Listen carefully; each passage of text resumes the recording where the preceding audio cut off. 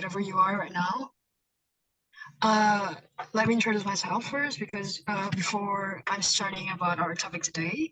So my name is Chifa Sasit Anandita, and right now I'm currently studying in Russia, majoring international relations in university, Northern University. So today, it's a very class here with you talking about this topic. And I would like to say that it's okay to speak whatever you have in your mind because right now we are all studying. I'm also studying. I'm learning how to speak English well. So yeah, let's just have a nice feeling today. Okay. Okay. So for today we have the topics about disparities in education resources, comparing access in urban vs rural schools for the impact on student outcomes. So to start the topic, is there any of you guys want to answer to this question? Like from scale 1 to 10, how important is education to you and why? Is there anyone wants to like answer this question? You can raise your hand or just okay.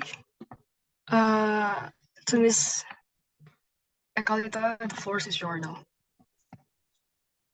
Yeah, I think education is very important. I think that from scale 1 to 10 is like a 10, but why it's so important, because to build the civilization you need to prepare your society as well, right?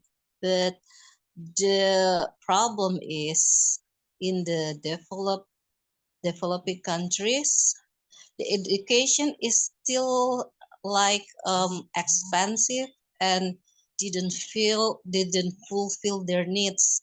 I mean, the education, it's not provide for the society and the countries, mostly for the um, urban. In the rural, okay, everyone want to go there to make money there, but no one want to stay in the urban.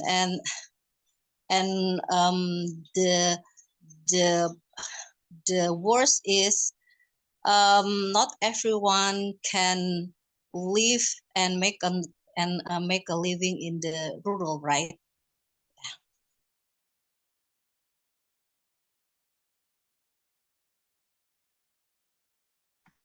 Yeah.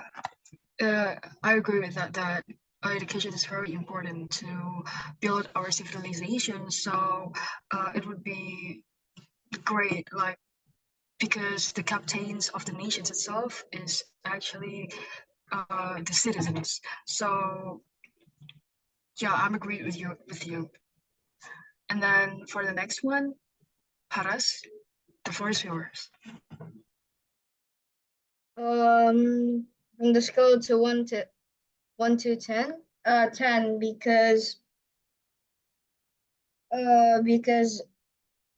first of all, education is the base of if you want to make a career, and if you have education and you have the knowledge, it would be much easier to do something else.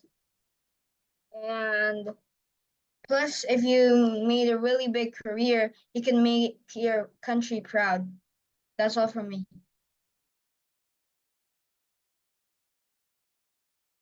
Thank you for your answer, Mr. Haras. It's very good answer. Okay, the floor is yours.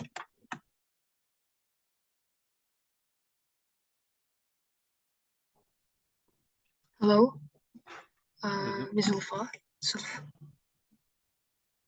Hello, sorry.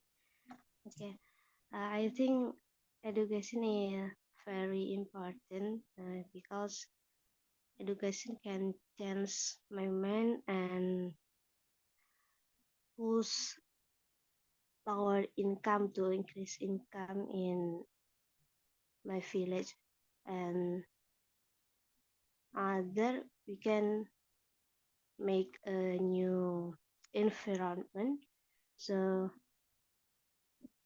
we can to give more impact with education. But education in my village is just about make a new children, not morality. Maybe just enough for me.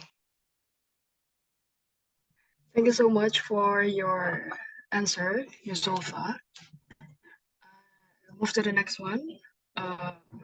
Miss or Mr. Moonshine, the floor is you.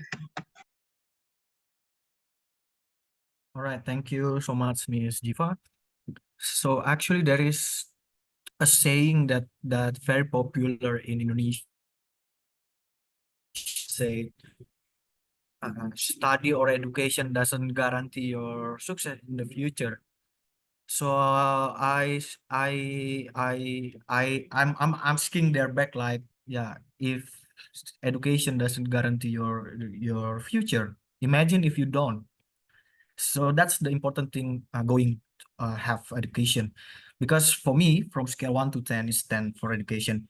Not only formal education, it's also included informal education, because education, the way that we understand education is just for the score, for our final score or in our report score.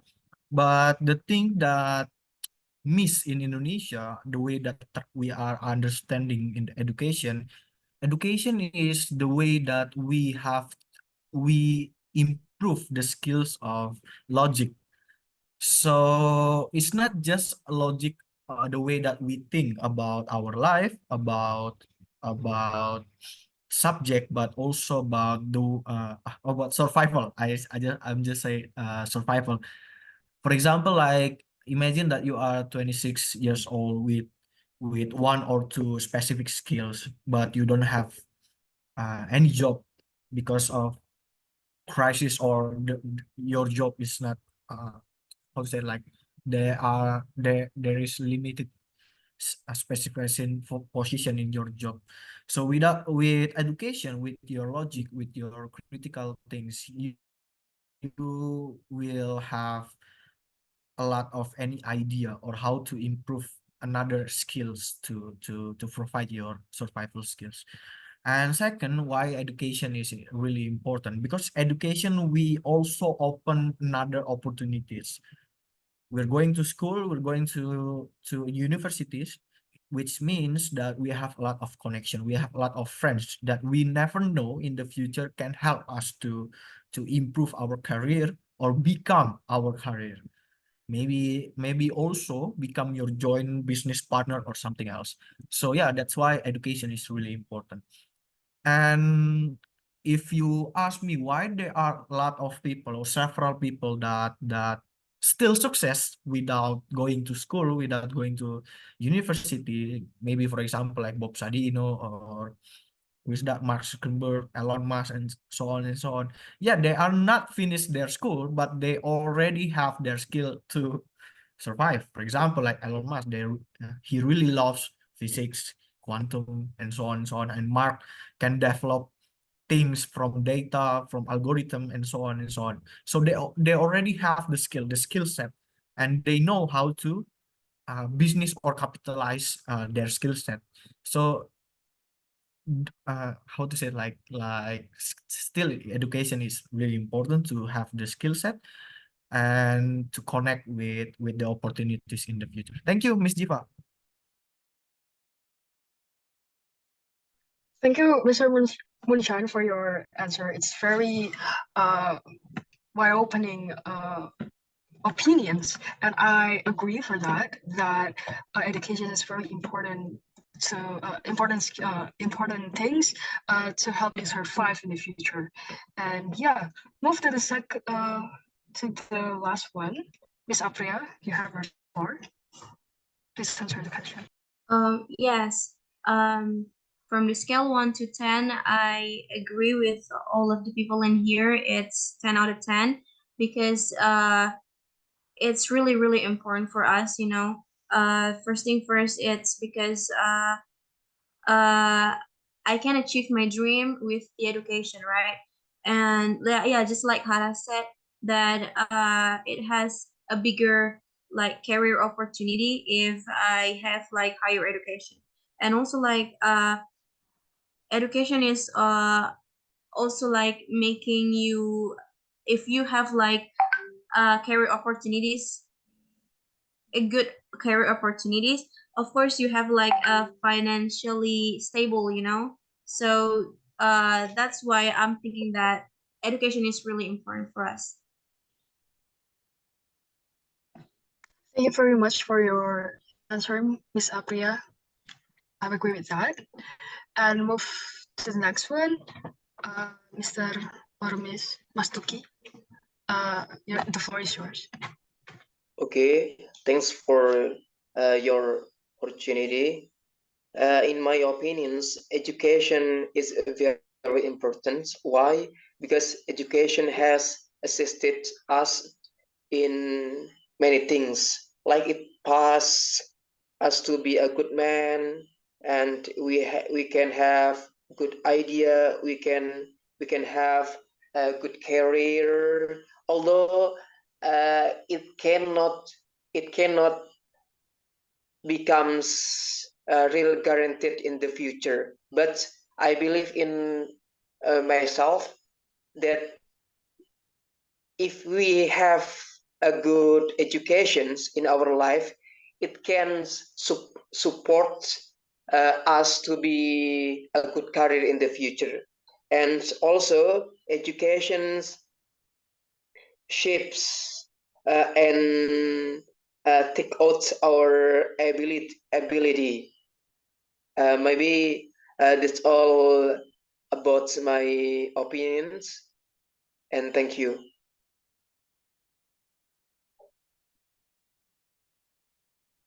Thank you very much, Mr. Mastuki, for your answer. I guess all of you guys here are agree that education is very important for us, for the better future of ours, and to pursue our career more than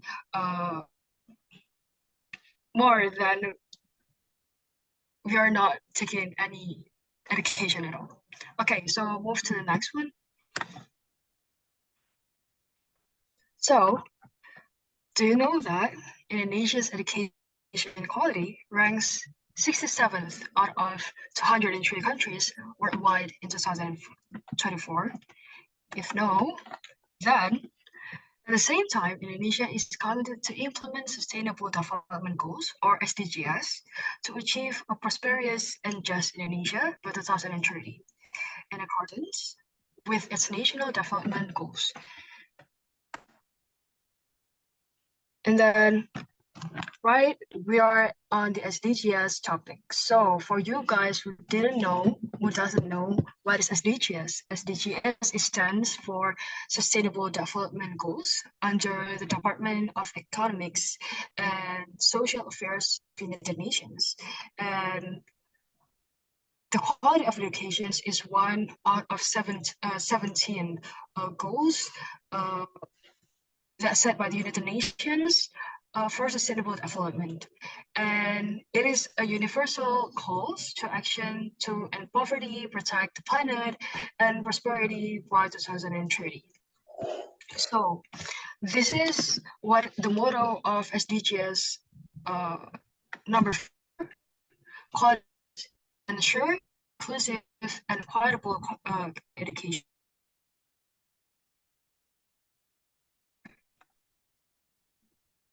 And then here we are. This is the analysis of education level distribution in Indonesia. Oh, I'm sorry. Okay, this is the analysis of education level distribution in Indonesia by 2023, and this is through the graph, like the pie chart, this is the number of citizens in Indonesia that are pursuing education. So 12.2% for no diploma, 10.3% for those who are pursuing who completed university, and 30.6% that completed higher education, 22.4% for the one that completes middle school, and 24.5% for those who are completed primary school. So by these numbers, you can imagine like how's our citizens in Indonesia actually pursuing their education. And then this is the analysis of education level in rural and urban area of Indonesia. It is like age 15 years and older. So for the urban area is the blue one, and the rural area is the violet one. And yeah, the rural area one is lower than the urban area, as you can see in the presentation. So if you're wondering what is actually rural and urban area, here the explanation. So rural area it consists of towns, village, and open countrysides. As you know, this kind of area is basically like a small area, like small cities in Indonesia. As you know that Indonesia is very big, and we have a lot of like cities, and we are actually not in the same quality for living and education. Maybe in a small city of Java Island, or maybe Kalimantan Island, and so on. And the urban area is areas that usually comprised of cities and towns with developed infrastructure, transportation networks, and access to services like healthcare and recreational entertainment facilities.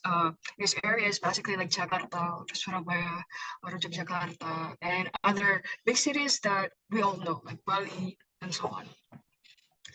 So based on the explanation, here's more question. Have you personally experienced schooling in rural or urban environments? And if you experience both, what is differences did you notice in the resources, opportunities, and overall learning environment within the two? Maybe you guys want to answer to this question about your experience, your education experience. Like, are you studying in rural or urban areas? Please. Oh, hi. Okay. Mr. Demus, the floor is yours. Thank you, Jiva. To be honest, let me start out by my personal background that I was born and raised in a rural area, which is like more than 80 kilometers away from the city of Samarinda. That if you want to go there, then you have to use public transportation. And then the place where I used to live is a very rural that almost nobody lives there. So the people who basically lives in this certain village that I used to live was around only 10 to 20 people per household. So you can imagine how small area that I was growing up with. And I started my first education was in elementary school because we didn't have the preschool or kindergarten, because that's exactly how we can see the difference between the urban areas and also rural areas, where you couldn't even have the facility to give the preschool to your children. They didn't even care about going to preschool because they only thought that unless you can get into the elementary school, that's all you need to. Even though that people didn't notice how important can you let your children to be having fun with the games and so on, growing up with the what you can learn from the preschool, even though it's very optional for certain parentings, right? But that's the first I noticed from living and also studying in a rural area until I moved to the bigger city when I continue my senior high school. So elementary school into junior high school, I studied in the rural areas that I encounter only certain facilities that we can learn from. such as we still use the blackboard, they use the chalks. I don't even know that. I think these days people are still, already moved to like a digital whiteboard, or they're using the projectors rather than use the blackboard with chalks, which I encountered that when I studied in the elementary school and high school. But I moved to the bigger city, which was it's not really that big city, but I imagine the difference exactly when I hit that city. It was in Polewali Mandar. The people are almost like thousands of people there, which is way bigger than my village was. And I studied there and noticing how many opportunities of me joining certain, competition, and also they got internet at that time when I hit my senior high school. When I hit my junior high school, I have to go to the city to actually access the computer. If you notice, like even my school offer us the computer in the warnet as Indonesian notice. I'm not really sure if you are familiar with warnet here in Indonesia. Warnet is like the place where you can actually gather the computer system with the dolphin kind of wallpaper. And then that's the access if you want to get into the Google and stuff. And that's the first thing we learn, that is in high school, junior high school, we just studied how to open a computer from the CPU until how you run out the computer. It's not even how we learn how to access Microsoft Office. I really learned Microsoft Office when I hit senior high school. It was also the latest high school of the grade of my high school, like second or third grade. So it was a long platter of my experience until I reach out these facility of education like computer and stuff and so on and so far. And then move again to the bigger city like Makassar, I noticed how huge the gap that I was living in from the rural area to the Makassar. So facilities, absolutely, resources, the teachers are very different. Even this, when I was in elementary school, some of the teachers are actually from the city, but I noticed that the competition and the opportunities and the way we build the sense of learning is totally different when you are in the urban area. In the urban area, the competition is huge. It's really dramatically high that you can even imagine if you're not even responsible to what you have in the education degree that you are pursuing, you're gonna be a lowest in that class, like in a university. So yeah, I think that's what I can share. I don't want to really dive into it. I will let these people who are raising their hands. Okay, I think that's all, Jiva. Thank you so much.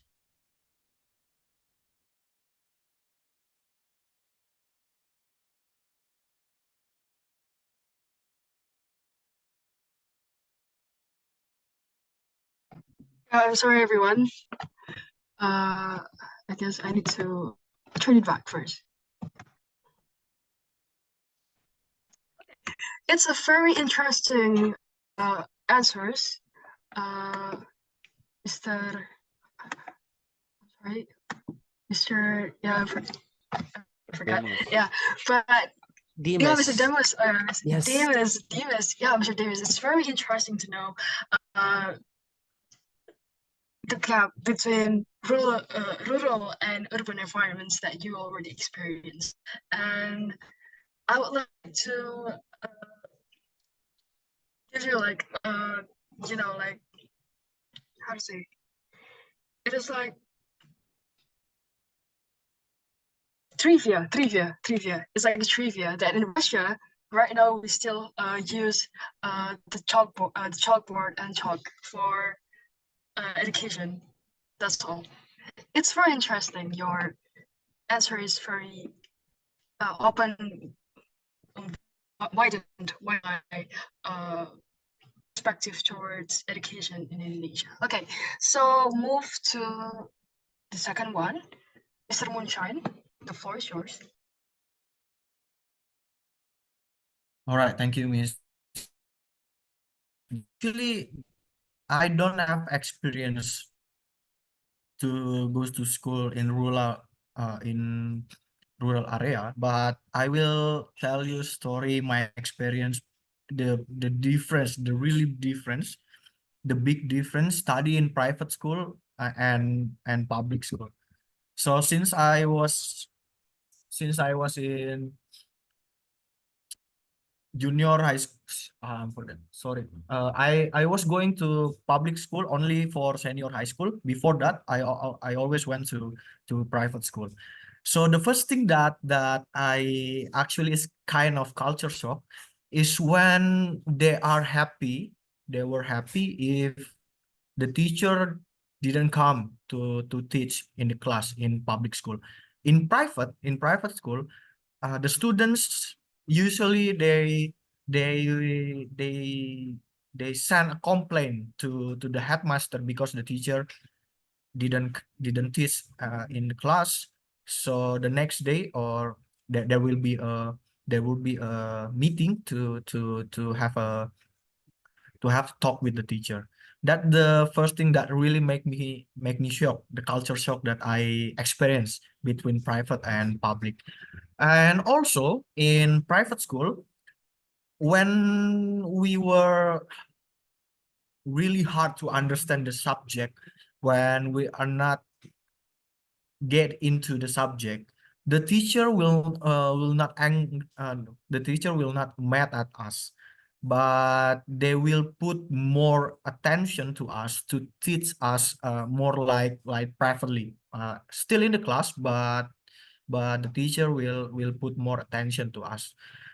But in public school, I feel really different. I don't know why they keep shout at me, they keep mad, and suddenly they will give us a lot of motivational words, something like that. And that really makes me realize that even the difference between private and public, they still have the big gap, the way that they teach us. Even the curriculum is the same. So the mentality I the mentality that I got from two different type of school uh is really have a different output.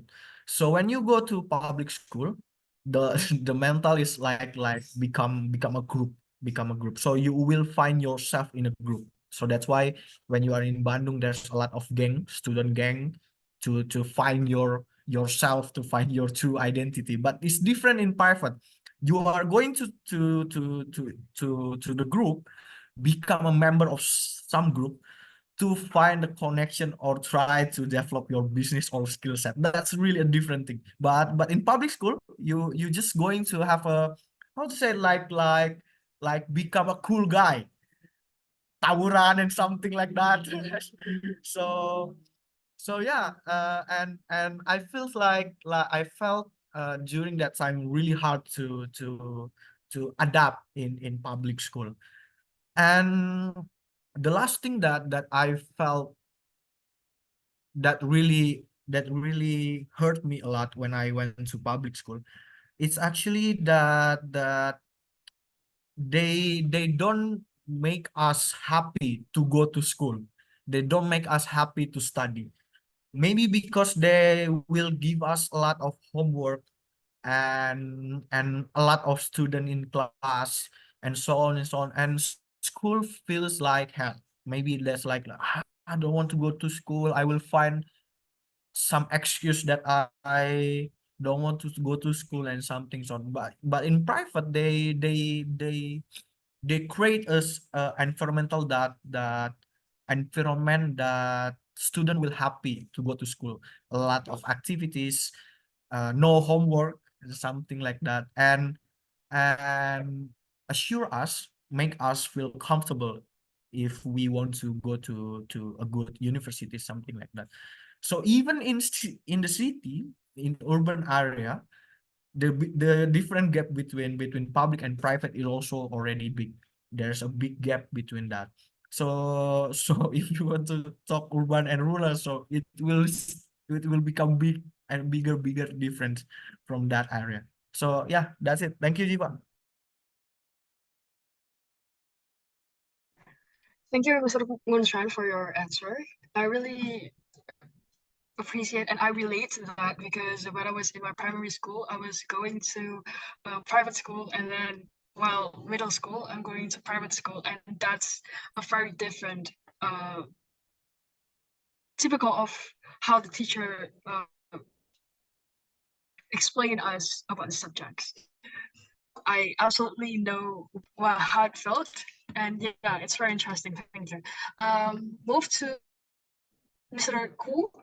Mr. Cool, the floor is yours.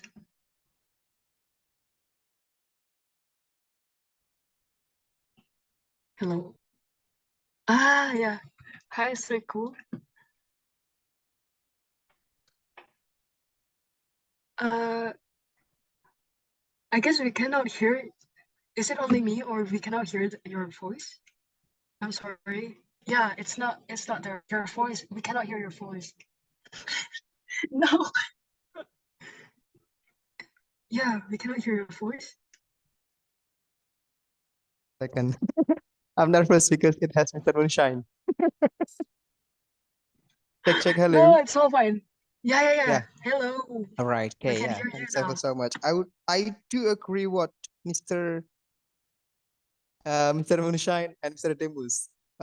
Two of them are my teachers. That's why I would like to add give an additional give an additional What? experience about what they are talking about. Yeah, if talking about the gap between rural area and urban area is farther and farther. Why? Because when I live in rural area, even not only the intellectual curiosity is too privileged if we talk about intellectual curiosity, but about talking about information. Somehow, when we live in rural area, information is privileged. And then go to the next step is intellectual curiosity and so forth. Why? Because right now I currently have a project with the Indonesian Chamber of Commerce and Commission in Solo, which is let's say developed cities. Currently, because the president is coming from the city, the gap is farther and farther. The way how we can get or obtain informations, and of course we can go to the next step to pursue or encourage the intellectual curiosity. If we have been already on the stage of that intellectual curiosity, yeah, we just let it go and we give them an access, and we can control it to them if you already get it. But the question, so the question is how to make it shorter about the gap, because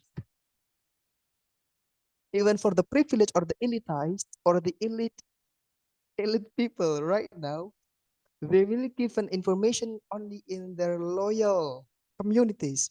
That's what are valid. Let's say, for instance, currently I got invitation from my alumni or alumnus of my previous university that I shared to them what makes you confident or what makes you grateful of being college students in terms of getting certificate when you are graduations. Nothing, because they know how to navigate to pursue their purpose, especially in rural area. I talk in private and rural area, not in a privileged university. I asked them 2 months ago, what would you do in this place in terms of attending in this place? They have no answer. How to trigger them? You may ask everything to them. We give a freedom to them to ask everything. So we call it inclusivity. Even how they raise your hand or give a questions, they are afraid because we make it black and white, wrong and right. That is the gap in rural area. But in urban area, we already obtained that you may ask everything. You may keep questioning everything. That's why it will trigger you to drive or to navigate your purpose, the way what you want to be, or when you are good at later. That's the gap. That's really matters, I guess. That's why currently I try to be mediator between some university and some mitra school or business partner in some schools in my city because they are in rural area and in the urban area. So the intersection between institution, school, and also industry must be connected. They can support each other. If they haven't got informations how to train them to encourage or to improve their intellectual curiosity, it's nonsense if we are only discussing on the stage and finish on the stage, but we are only blabbering mouth in motion, but not in action. Thank you very much. Thank you very much, Mr. Ku, for your answer. Yeah, I understand about inclusivity and about the judge of an answer as wrong and right. It's a black and white. And I also experienced that when I was in high school. And move to the last one. Mr. Haras, the floor is yours. Okay. Yes. And so when I was grade 2, I used to live in at Chilagon. It's around 1 hour from Tangerang. And I moved to a small village in North Sumatra. The name is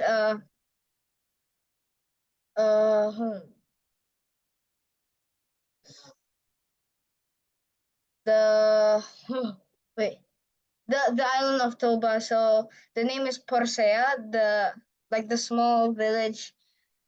It was called Porcea, and what I felt is, first of all, from now where I live, in Batam, the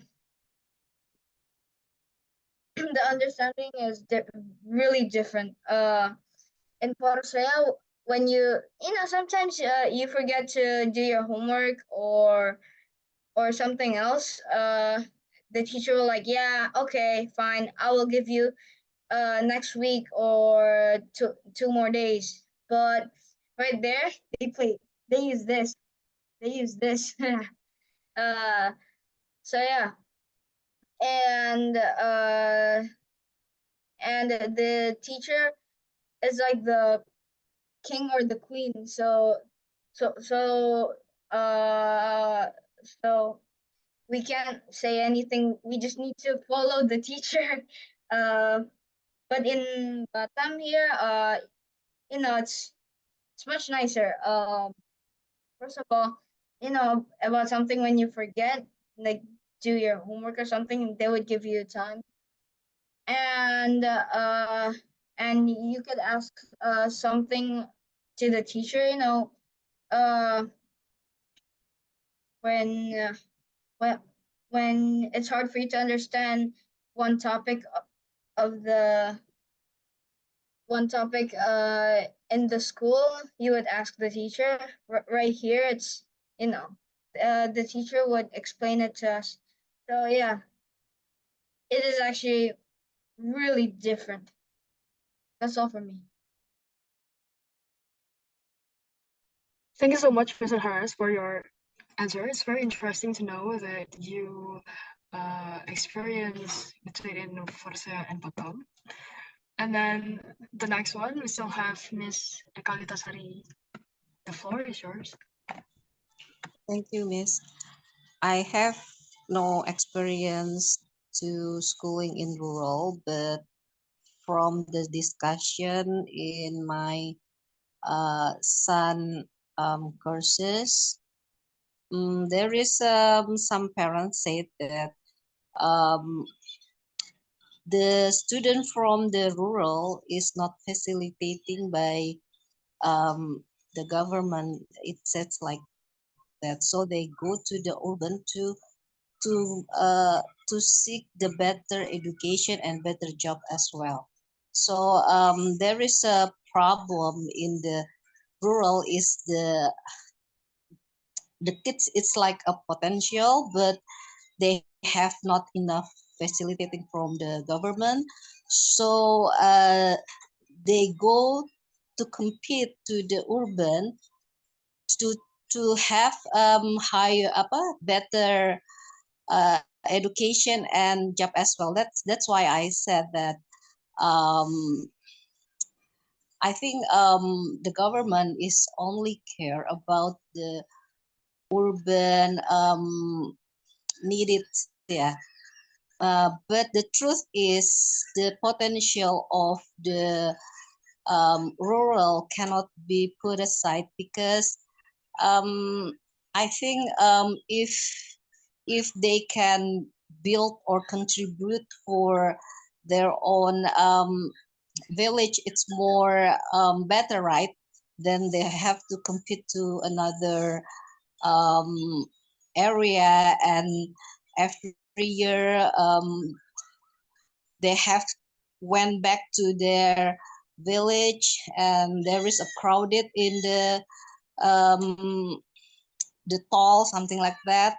And then I think it's also not fair if the area, the rural can provide the potential candidates, but they don't appreciate enough in their own village, and then they cannot contribute to their own their village, and the village is have no like perubahan tuh apa sih?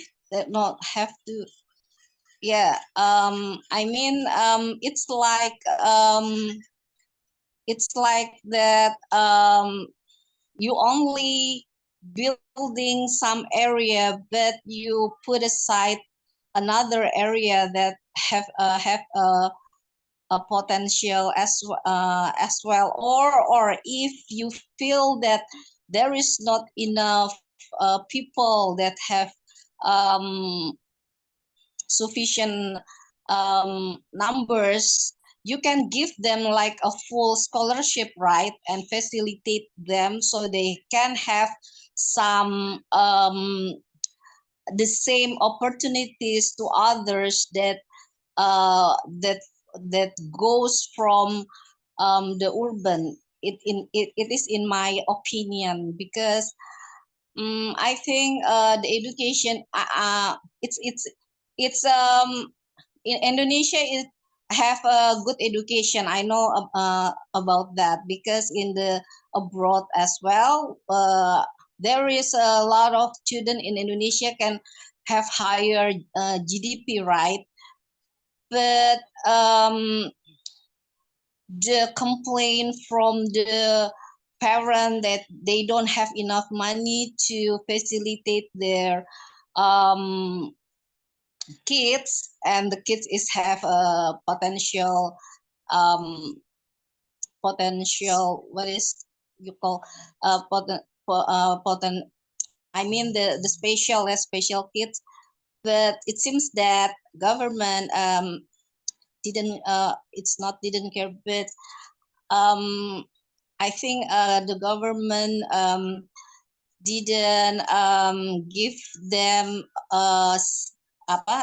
same opportunities to have more achievement for themselves, because if we refer to the fee of the tuition, yeah, it's more higher and higher. I know there is the inflation behind of this, but the government have an obligation as well, right, to facilitate their citizen, mostly if they have a potential and have to support by the government.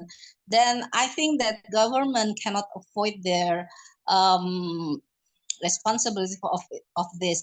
And I think also that don't give too much regulation for people that have not enough money to follow your rules, because education is in some case maybe they have a limitation condition at now, but when they can have the same opportunities, they can change their faith, right? But if you have too much regulation and you forcing them um, to to force their financial, I think they cannot have a maximum potential, yeah, something like that. So and also it will be like debate on politics, right? But it didn't need to be like that if the government can fulfill their obligation with good deeds, yeah, something like Thank you so much, Miss Ekalita, for your answers. I definitely agree with your statement that right now between the rural area and urban area, we have a very big gaps, and the quality of facility that that makes the students in the rural area cannot compete the same as the urban area. Okay, so move to the next question of discussion. Okay, so how do you think disparities in educational resources between urban and rural schools impact students' overall learning experience and academic outcomes? For this question, I want to answer to the question. You guys want to answer to the question?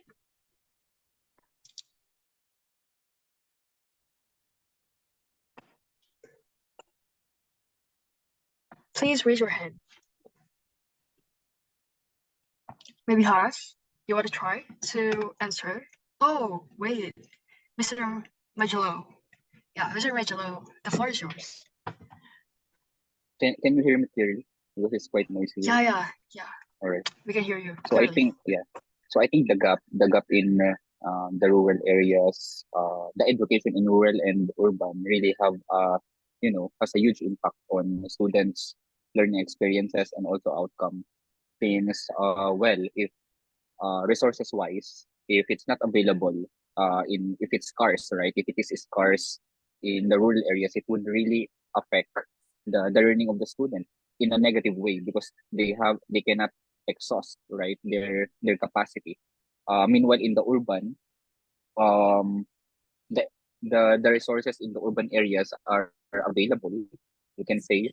So I think the students in the urban areas have the capacity for more opportunities. Like they can have, some sort of moon conference or something like that, right? But in rural areas, you cannot really have those kind of opportunities or activities because where are you going to held that if you have no conference hall, right?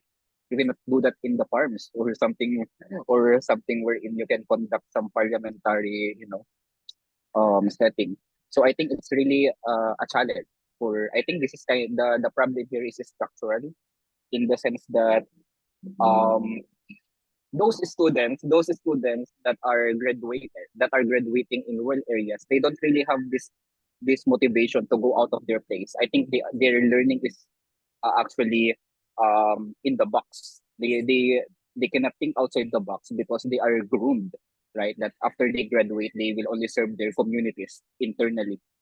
But meanwhile, in the urban areas, they have more opportunities. It's more nationalized, and some of them even internationalized. Like they even set their goals to go abroad, right? Meanwhile, if you will think some of those students in the far-flung areas, their their priority is to be, a civil servant at the highest. So I'm not saying it's a bad it's a bad goal, but you can see the disparity between the goals of a graduate from the urban areas wherein they want to exhaust their utmost potential in business, in commerce, in politics or in business, while in the rural areas they are more community link um driven education, which is neutral. I'm not saying it's bad, but I hope the education in the rural areas would stick more to to the community needs like agriculture, farming, and so forth. Thanks.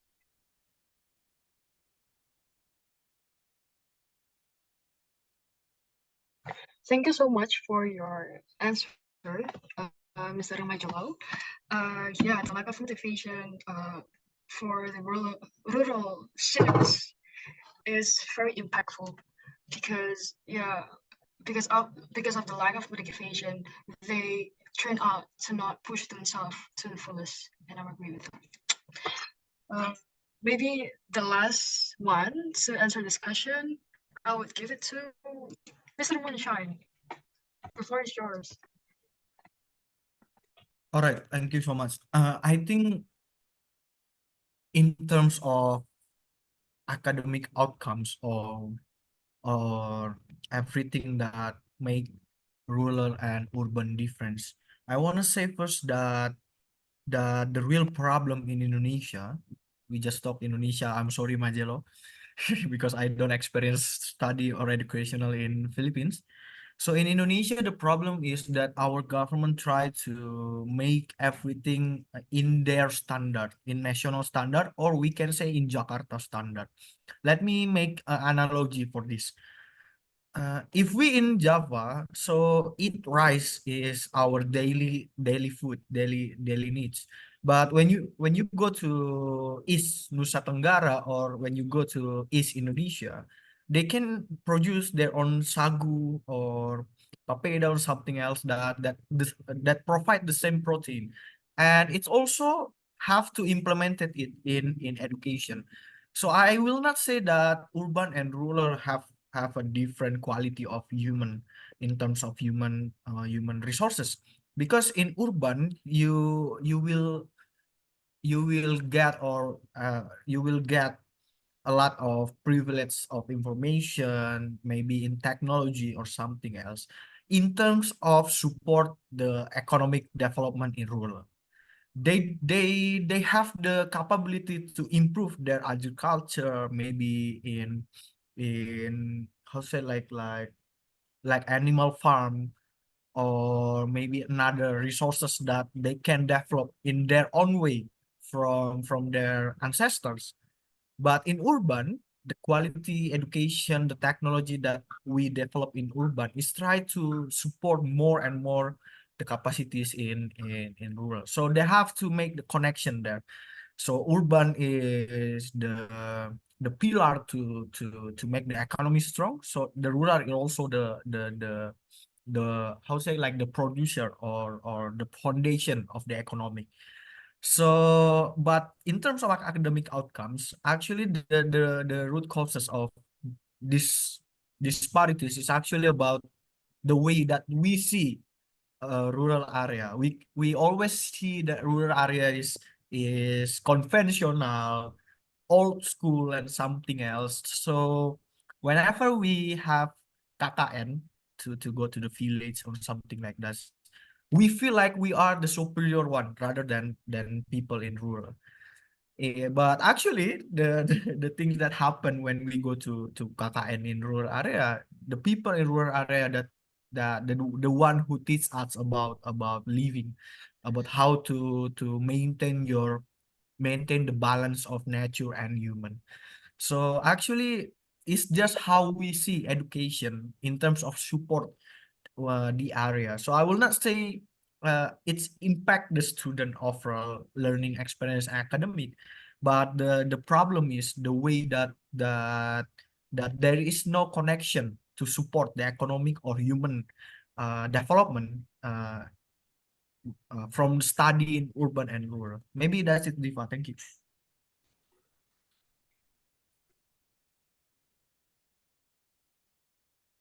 Thank you so much, Mr. Moonshine, for your opinions toward this question. Sorry for Miss Ekalita and Mr. Haras. Maybe you can try to answer to the next question. Okay. Let's see. So move to the next one. You know, opinions will not work unless you have your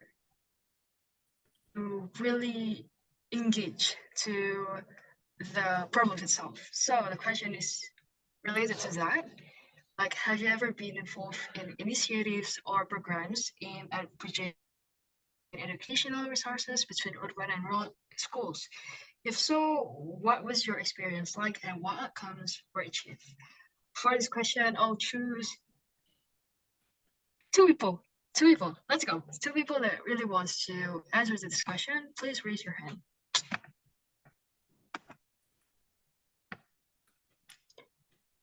Anyone wants to answer to this question?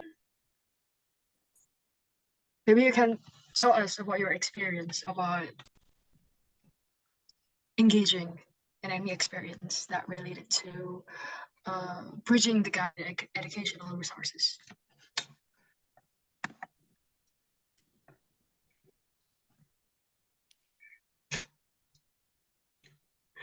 Is anyone wants to answer to this question? Maybe Mr. Angga? Mr. Angga? Oh. Oh, Mr. Remus? Mr. Remus wants to try? Mr. Sunshine juga, Mr. Sunshine. The Oh, Sunshine Mr. or Sunshine. Angga. Or Angga. Yeah, Mr. Angga, I saw you like in screen. That's why I called your name, as if maybe you want to try to answer, because we haven't heard your voice. And yeah, oh my God. Okay, Mr. Angga. Sorry, I can't talk right now because I'm on a train. Sorry, but I'm listening. Okay, Mr. Angga. Sorry for that. Mr. Sunshine, do you want to answer the question? Maybe you have some experience related. Okay, thank you for the time given. Hello, everyone. So, okay. I think I ever like in the beginning of this year, 2024, if I'm not mistaken, it was in February. Okay, I was like chosen to also participate in becoming liaison officer for Australian students, the bachelor students. Okay, so they took some time to get internships in Indonesia in some corporations, companies, and while they have like diverse purposes, different backgrounds, we accompany them in providing them like how to say, it's like the process to adapt and adopt with local cultures, how they engage and prevent themselves from something like kind of misleading in terms of cultures. So yeah, I think when it comes to this one, okay, I also spent some time after like back when I was in my undergraduate study. There have been like hilarious disparity between those people who live in rural areas. Is one area I cannot mention. It's located in East Java. They have been lacking so much in technological advancements, technological adaptations, especially that this is something that need to be taken initiated by the schools, but the schools in rural areas tend to be busier in making themselves rich. I mean, like every member of the schools do not really concerns in providing the most optimal education's quality for elevating the quality of the education experiences of the students. They tend to like discuss how to reap as much wealth as possible from the students, because the students here like probably there are so many disguises in financial expenditures in the forms of like school plans, for example, like study tours. They tend to how to say, blow up, or how to say, naik ke atas kan itu apa istilahnya, mark up ya. Okay, mark up the expenditures, and I mean, like, yeah, it's not optimal, and sometimes they have a tendency to be less transparent. So I think the corruptions has been unavoidable culture of our nations, hate or not, but that's the fact. I think this should be something that need to be expected to be eradicated by our current governments. Let's see whether or not our next presidents with their controversial policy by making the the staff richer can actually prevent corruptions from growing bigger and bigger. I think that's my comment. I'm sorry if it is out of topic. Thank you so much, Mr. Sunshine, for your answer. Related to the political one, you have to know that someone here is actually one of the supporter of it in Moscow last time. I'm sorry. I know. You know that? Yeah. I'm sorry, everyone. Let's continue to the next question. Wait, oh, I'm sorry. Okay. Talking about socioeconomics. Wow. Okay. From your perspective, how do socioeconomic factors influence disparities in educational resources between urban and rural schools? And what role can communities play in addressing these disparities? Okay, so before we jump into the presentation, there's one participants that are actually learning in economics, majoring in economics. Maybe, if I'm not mistaken, it's Mr. Latif. Mr. Latif, are you there? Are you willing to share about, like, do you want to answer about these questions? Oh yeah, there's someone. Okay, Miss Kalitasari, the floor is yours. Yeah, thank you, Liz. Sorry. I read some matters in the rurals that they complain that their village or didn't don't have any achievement, right?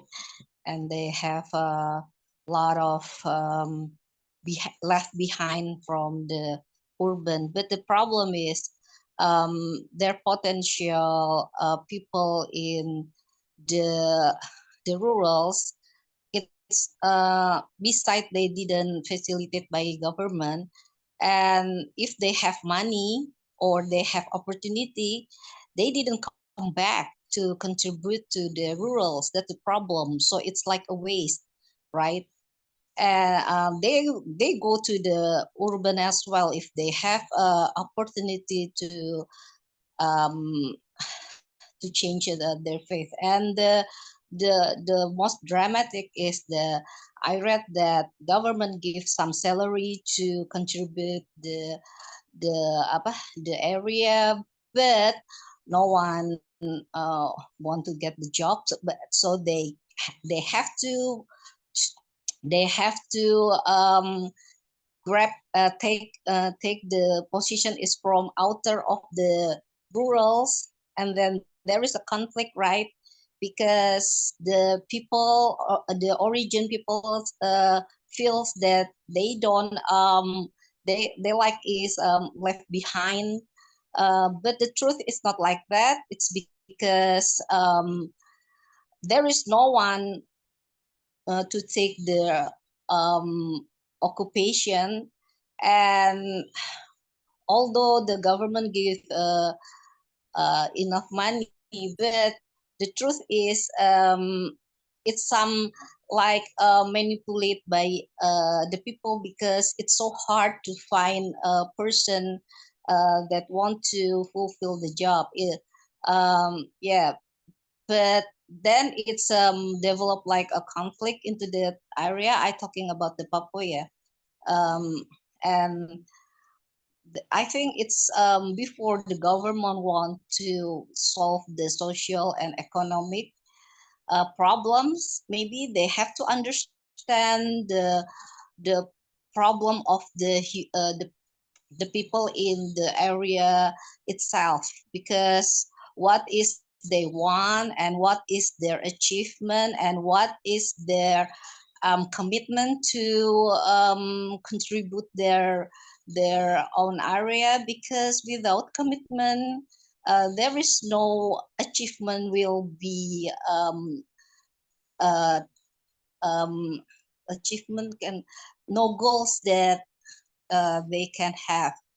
Because to build your area, it needs like your contribution, right?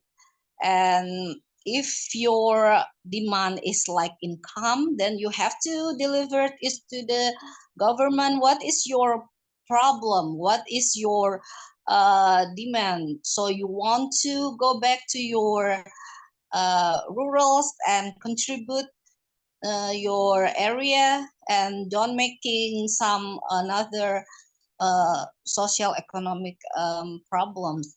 But in the Java, it's a different kind. In the Java, uh, they feels that in the rurals they don't have appreciate enough, but reflect to the income, because they have a same responsibility but they don't have same income. So that's the problem, so they go to the urban. That's the problem in the Java. But in outer Java, it's more complex, because the potential people there, they want to grab some opportunities to abroad or to urban, and they left behind uh, their rurals. But then they complain because why they cannot dominate their own area. But the fact is, you didn't take their responsibility, and your demanding is unclear, because for some point that there is have to some people that to build the area, right?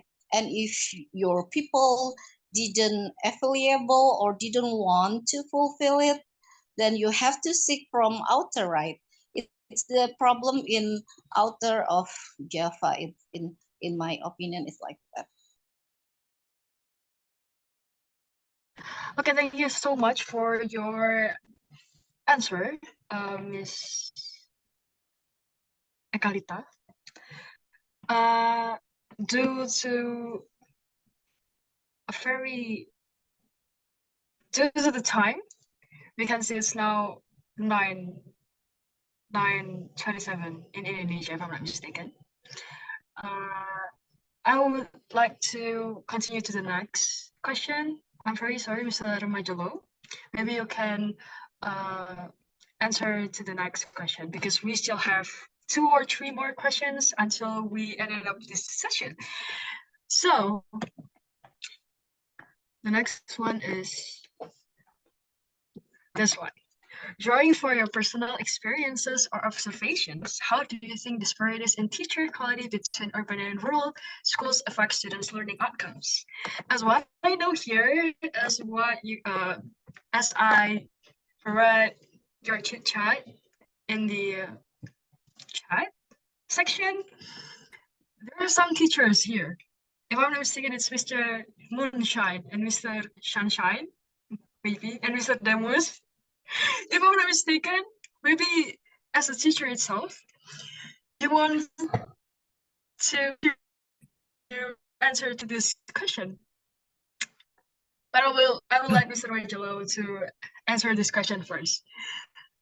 Yeah, as a teacher, I will delegate my time to answer to Mr. Majelo. Thank you.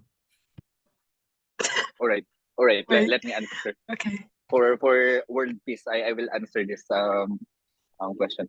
So I think the disparity between the teacher quality is really tremendous in rural and urban areas, because I'm not questioning the capacity, right, of the teachers in the rural areas, but as we talked about before, that there is a tremendous gap in resources, in opportunities, like it's affected. This is not actually a teacher problem, but as I said earlier, this is more of a structural problem. If I'm from the rural, I will not teach in the rural areas if my salary is really so low. You cannot blame teachers to go in the urban hubs, to teach somewhere, to look for greener pastures, because the salary is more high. They have benefits, right? More so moving overseas, right? There are more opportunities for teachers overseas, because there are a lot of benefits, and the international experience too. So I think it will affect student learning outcomes, especially when it comes to the teachers as a factor. Thank you. May I have an additional question for you, Mr. Medlo? As you mentioned that if you were being a teacher, you don't want to teach in a rural area, if I'm not mistaken. So, what do you think about what do you think? No, I mean like what's in your mind about that that state? What makes you don't want to teach? I mean, okay, when you are teaching in a rural area. So, what do you think the government should do to make the teachers want to contribute to their to the rural area? That's what I mean. Is it Okay, clear? first, it's clear, but I think your Okay. internet is lagging. But I understand the context of your question. So I think Okay, thank you. aside from increasing teachers' salary in the rural areas, I think not only in the rural areas, but to every teachers in the education sector, deserves higher salaries for sure. So it would because actually the government or the state is actually just promoting that teaching is a passion. So it's just it's dehumanizing teachers because in the motto in life of teachers is just, this is my passion, I will teach. So it's not wrong, but essentially this is actually making them think that their suffering is justified because of the less capacity of the government to support them. And then at the same time, strengthening rural communities in terms of education. Probably establish agricultural educational institutions that would involve the livelihood of the people in the rural area. So there should be more experts in agriculture. Farmers can be teachers, right? Fisher folks can be teachers. But in this economic system, we are ought to learn unnecessary subjects and courses that is only in compliance with the standards of the capitalist world order. But at the end of the day, we need to support the rural type of education. Thanks.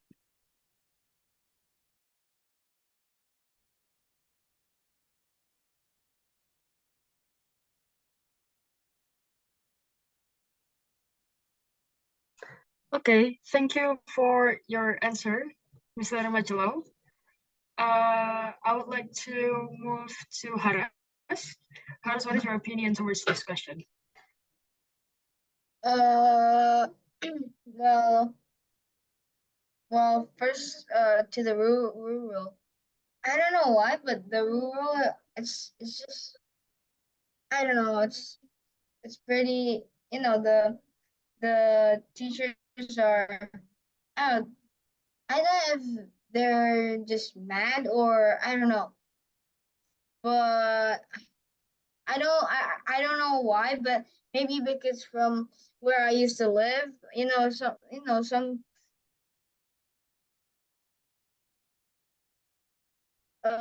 different places have their different tones of how they speak, but in the urban they speak much softer.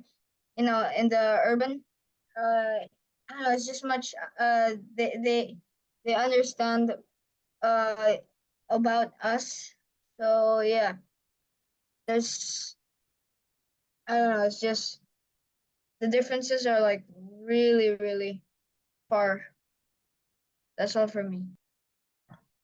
Thank you very much, Haras, for your opinion towards the teacher that you already experienced. Yeah. Okay. For the last one, tell Miss or Mr. Nut to answer this discussion. Okay, thank you. I do agree with the last speaker said, Mr. Magello, from the perspective of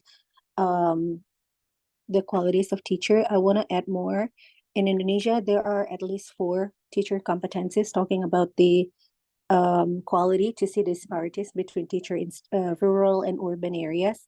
So the first is pedagogical, personal, social, and then professional. Talking about that, I would like to highlight the personal care of why teacher in urban areas look like better than rural areas. First of all, because there is the curriculum made by the government that has to be followed by all teachers in the school, and to be in that status, to be in that position, the rural teachers need more time, need more facilities, need time, and also need more support.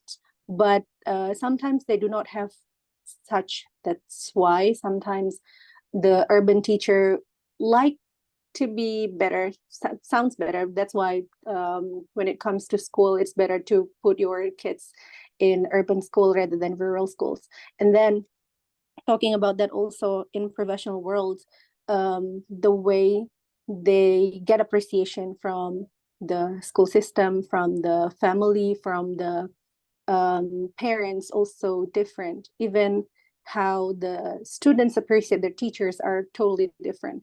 It's not only in public or private school, but talking about how big the gap between urban and rural areas also shows that education must be not only about the students, but also about the system, which also touch the teacher, which also have to humanize them, because it's not only to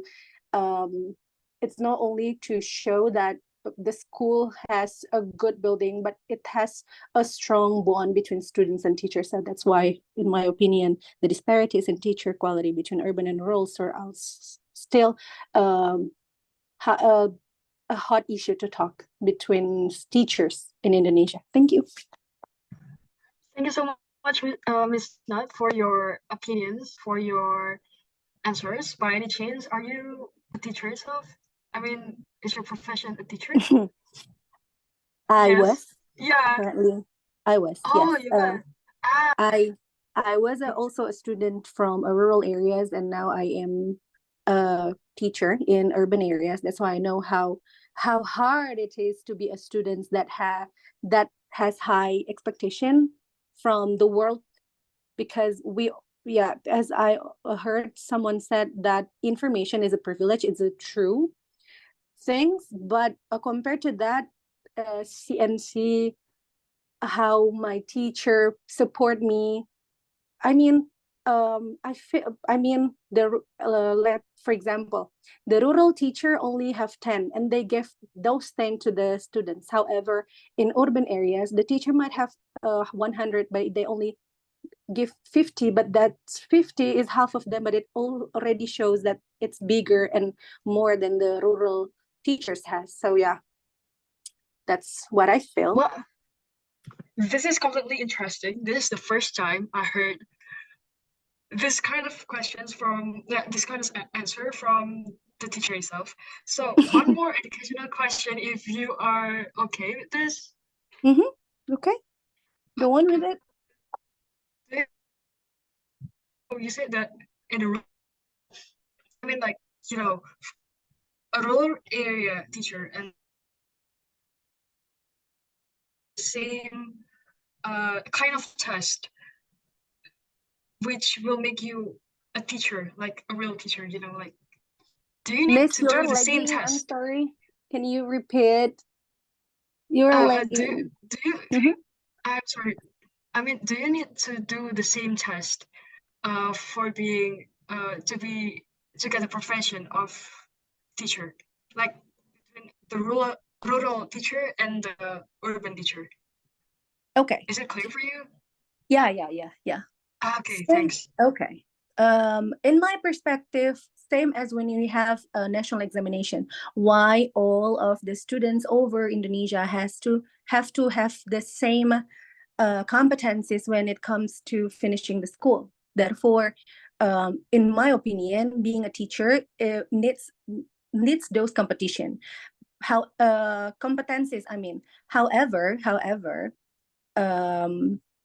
I don't want it to be the final judge of a teacher, because being a teacher is not only about the competences they share towards the academics, right? It's about the feelings they share, the knowledge, the caring, and teacher is not one final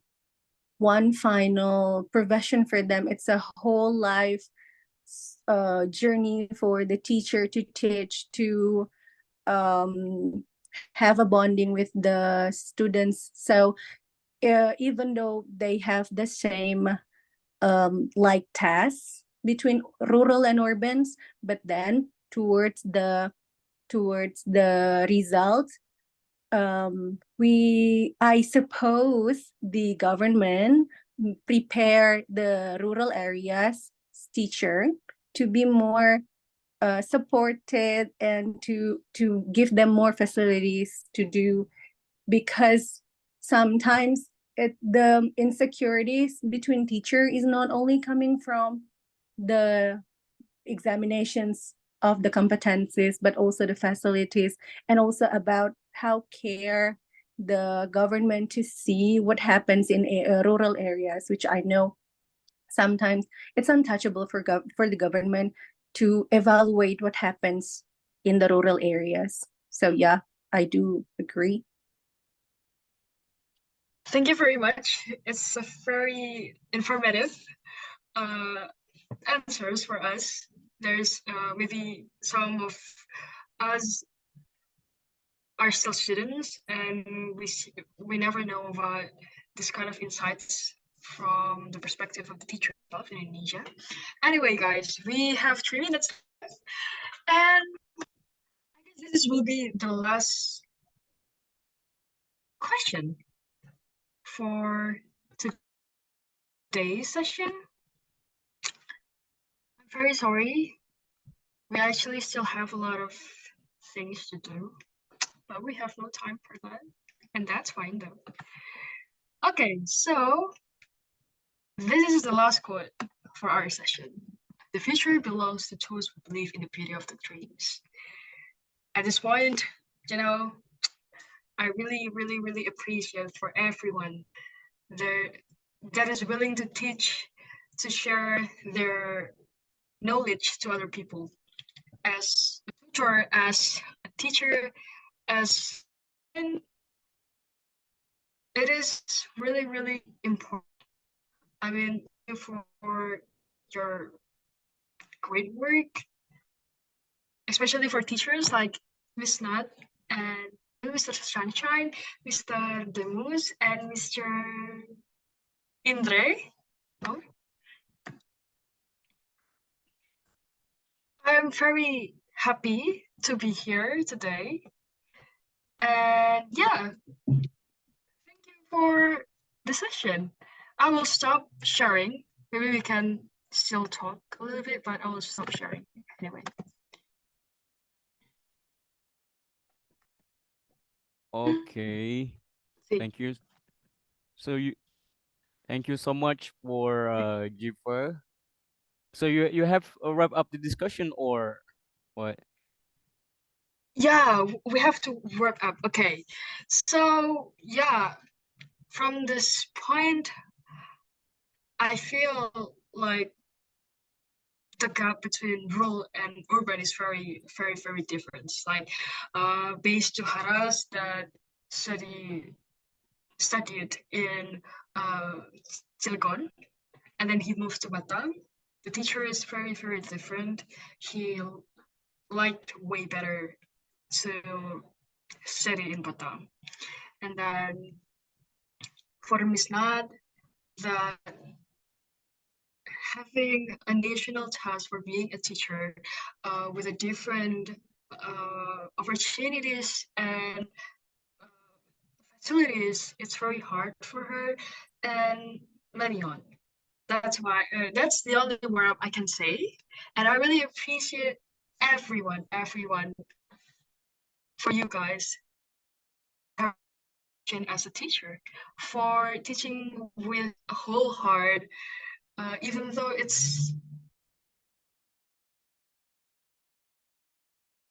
it might be your long life journey, long life profession journey. That's all. Thank you for your sharing today, everyone. Okay, Okay. I'll give back to Mr. Rindy. Yes. Okay, thank you so much, Giver, for moderating our discussions for today. Yeah, thank you so much for all of people here that have given the new informations that we never know before, as the perspective of students, as the perspective of teacher, and also the perspective of government stakeholders, perhaps, that you have shared us about this last time. So before we close our discussions today, is like usual, yeah, there are the several feedbacks, yeah, about our English. Okay, so do you see my screen, right? Yes.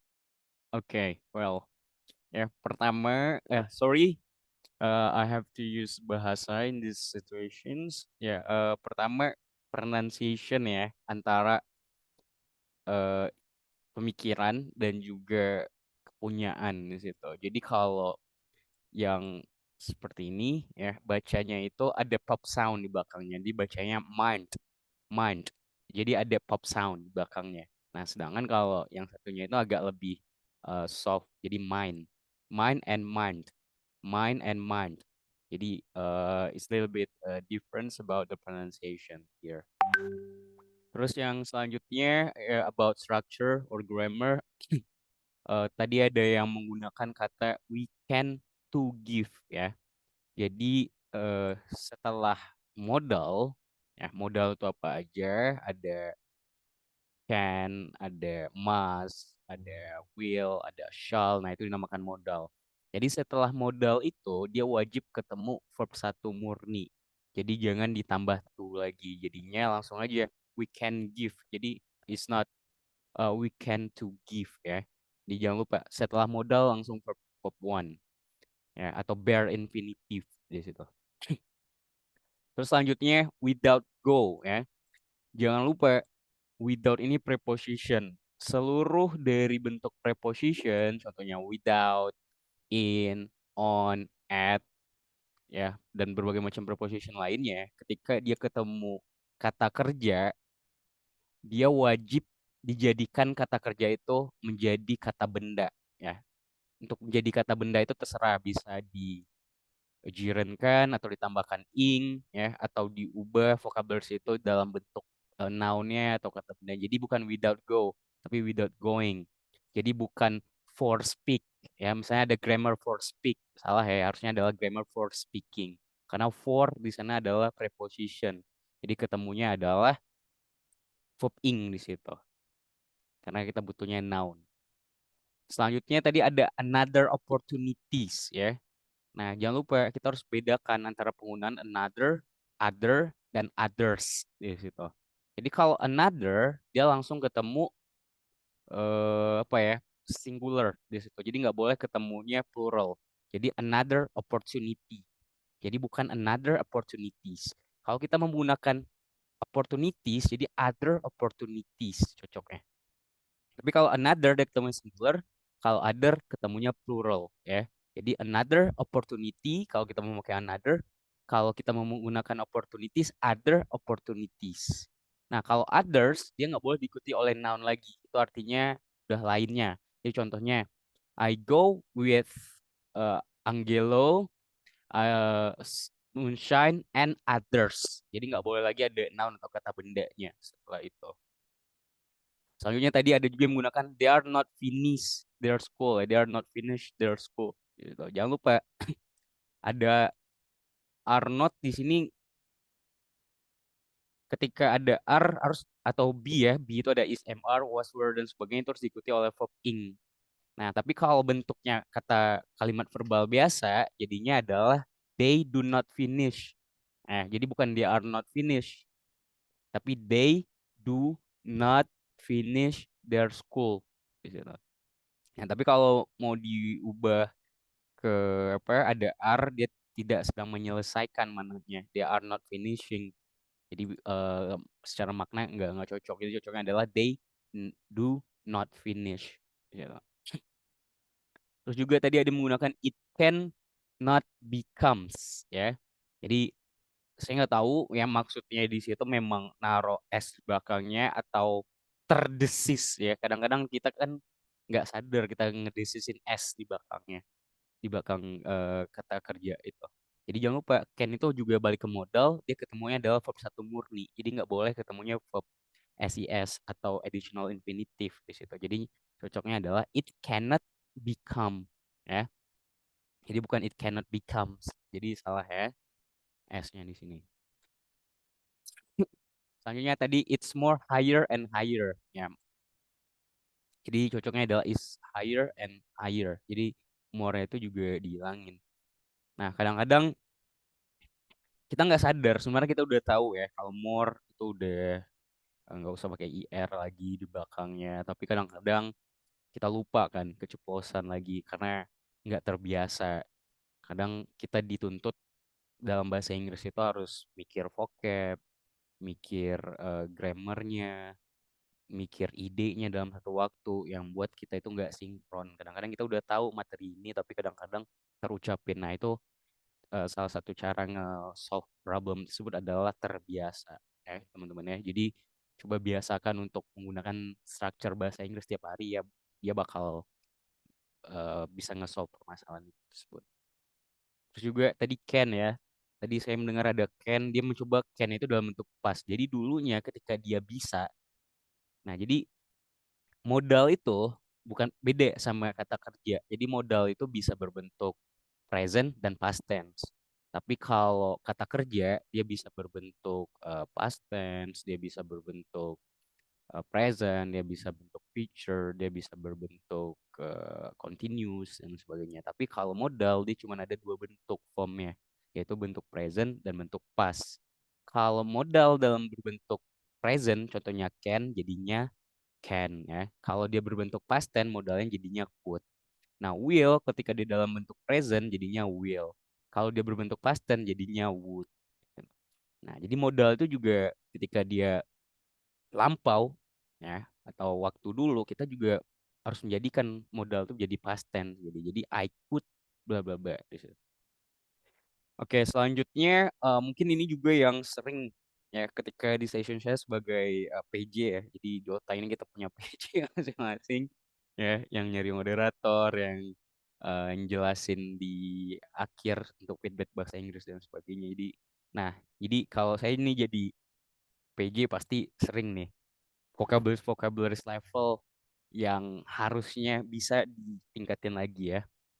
Contohnya, jadi kalau dalam IELTS itu ada mungkin nggak IELTS doang ya teman-teman ya. Jadi kita bakal nemuin vocabulary level. Di situ ada C1, C2 dan C3.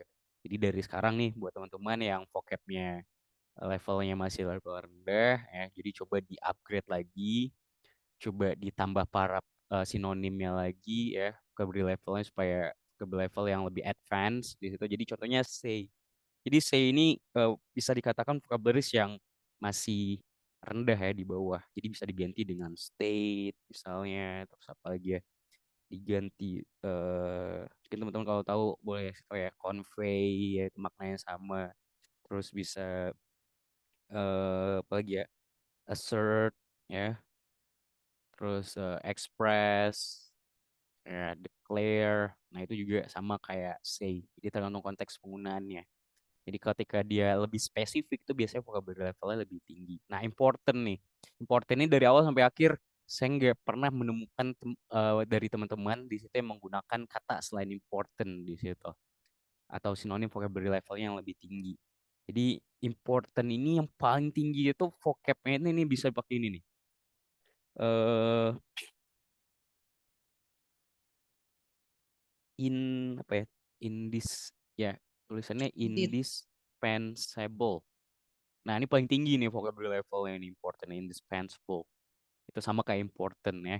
Nah, kalau teman-teman yang lain ada bisa menggunakan essential, vital, terus crucial, ya essential. Nah, paramount juga bisa.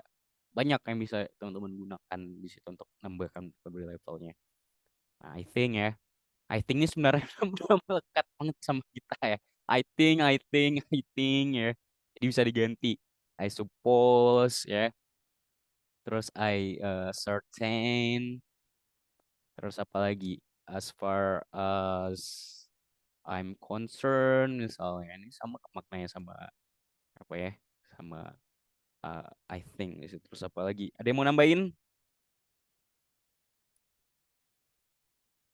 Ya, atau apa ya yang mungkin lebih juga common tapi lebih baik daripada I think in my Perspective bisa, opinion.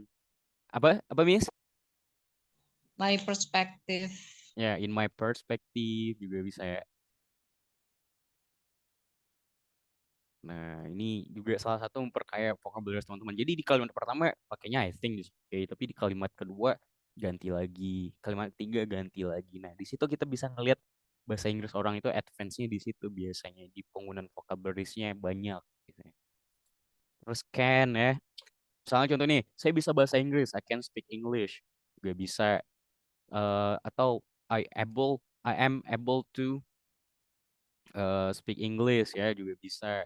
Terus juga I am capable of verbing ya kalau of nih ketemunya. Terus apalagi saya bisa saya bisa memperbaiki itu atau saya bisa ya juga bisa manage tuh. Itu maknanya sama kayak I can juga tuh. Terus verb one ya. Terus ini itu doang deh yang saya tahu. About ya juga bisa menggunakan regarding, concerning. Ya, itu juga sama contohnya I will talk regarding the situation that happens right now in our countries. Juga sama kayak I will talk about situation that happens. Jadi bisa I would like to talk regarding. Nah, itu lebih tinggi verbs levelnya. Ya, kalau good ya mungkin teman-teman udah tahu banyak banget good apa ya excellent ya mungkin ini udah common juga nih excellent. Terus delightful mungkin yang agak lebih uncommon ya dan sebagainya. Terus ada apa lagi? Ada terrific, satisfying, perfect, rewarding itu juga bagian dari. Nah, jadi ini ada beberapa feedback nih yang bisa digunakan untuk meeting-meeting kita selanjutnya supaya lebih keren lagi bahasa Inggris kita. Mungkin itu aja ya sebelum kita ntar saya bakal kirim di grup. Sebelum kita tutup discussion kita pada hari ini, saya pengen ngajak teman-teman untuk foto bareng dulu ya sebagai dokumentasi kita pada hari ini.